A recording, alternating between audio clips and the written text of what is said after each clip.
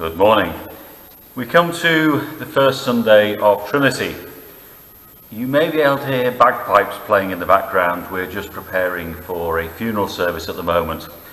And it's pouring with rain outside, so I thought we'd come indoors for today.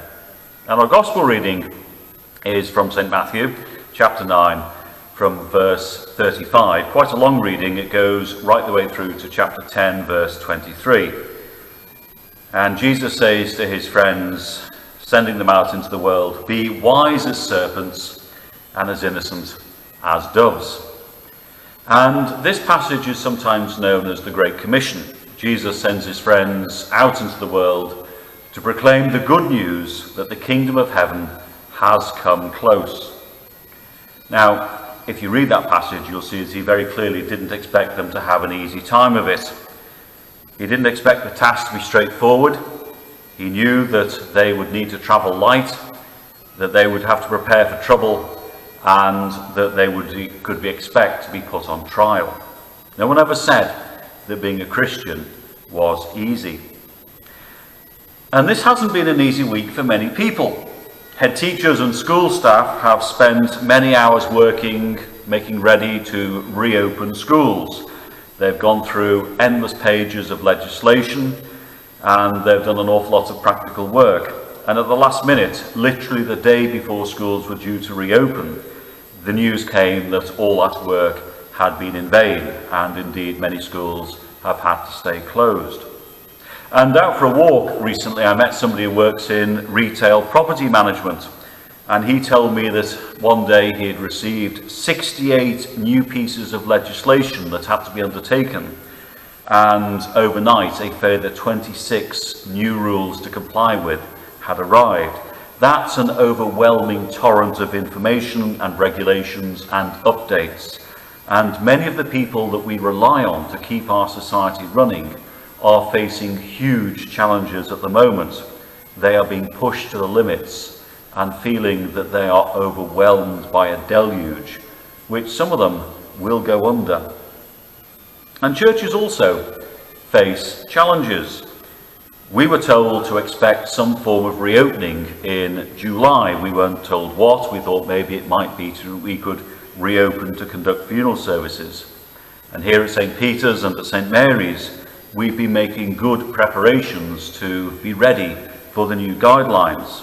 And that was a good thing, because last Sunday the government announced very unexpectedly the intention to allow churches to reopen for private prayer from Monday the 15th of June. And I think that caught everyone unawares, and there was a lot of confusion and discussion. One colleague said to me, "If we're going to do this, we'll have to make sure that our congregations are spaced out." I said to him, "That's no problem with our lot. They're always spaced out." Then on Tuesday came some rather unexpected news. Not only are churches allowed to reopen for private prayer from Monday the 15th of June, but we can also reopen for funeral services as well. And as I said to Mrs. Dawson, well, fancy that, or words to that effect.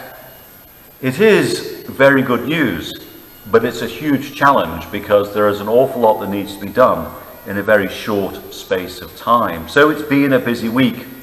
We've made good preparations. We've provided hand sanitizing gels and hand wash. We've checked all the hand dryers work in the loos.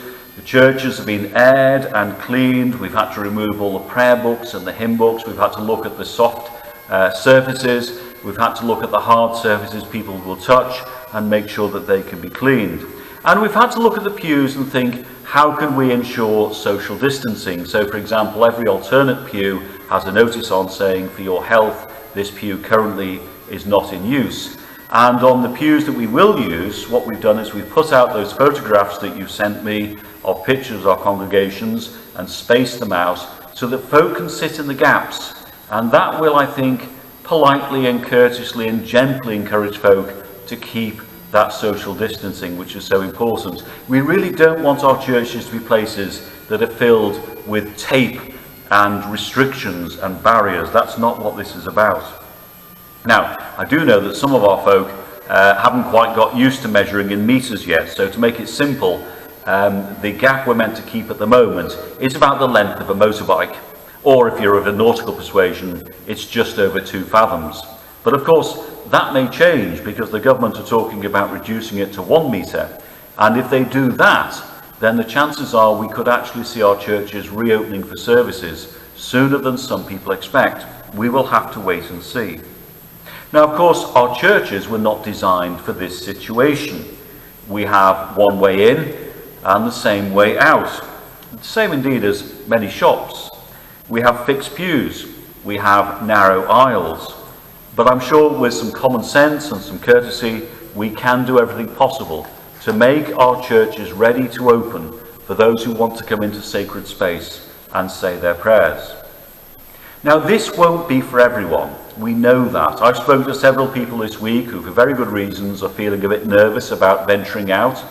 And they've said to me, if the churches reopen, I don't feel I'll be able to come. That's fair enough. That's understandable. This isn't an easy step.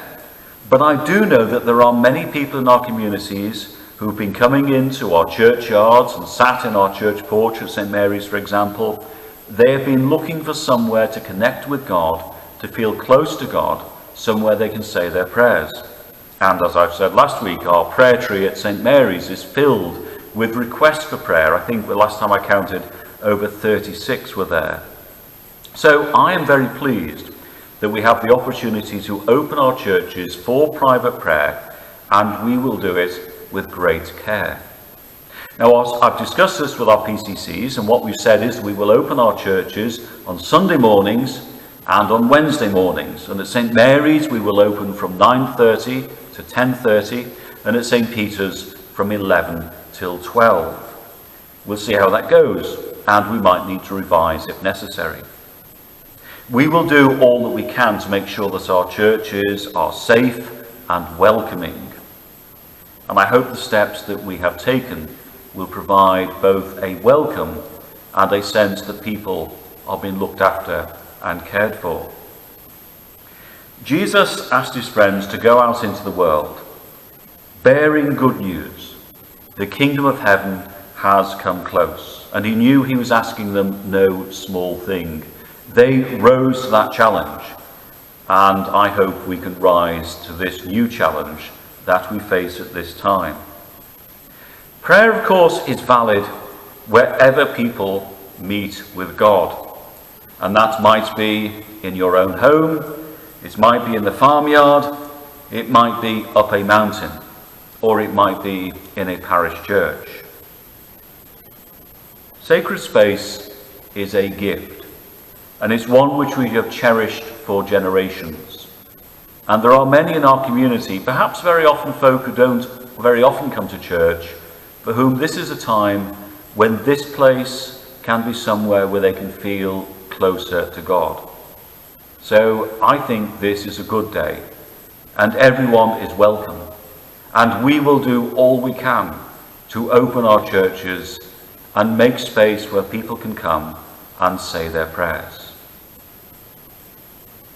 God of truth, help us to keep the law of your love and to walk in the ways of wisdom, that we may find true life in all its fullness. Amen.